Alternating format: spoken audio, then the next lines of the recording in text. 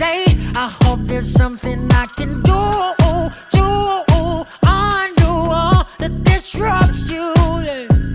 Let me reconnect with you. Are you missing me? I'm one call away, so don't you worry. Cause I'm always there whenever you need me. Don't stop, cause you got your friends and family. Live it up and we gon' conquer the world every day. Don't stop, we got each other, come on, babe. I know that there will be better days, so live your world anyway. When we're together, we are much stronger. And yeah, we're gonna conquer the world every day. When we're together, we are much stronger. And yeah, we're gonna conquer the world every day.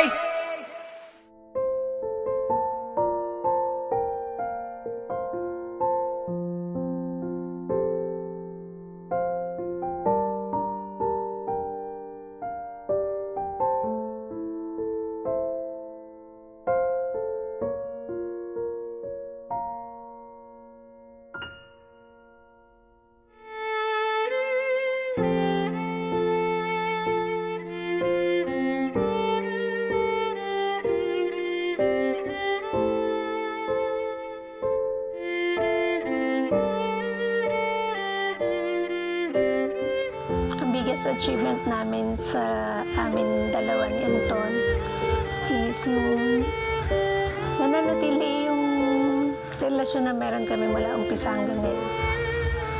And yung biyayaan kami ng dalawang anak is a blessing na po talaga.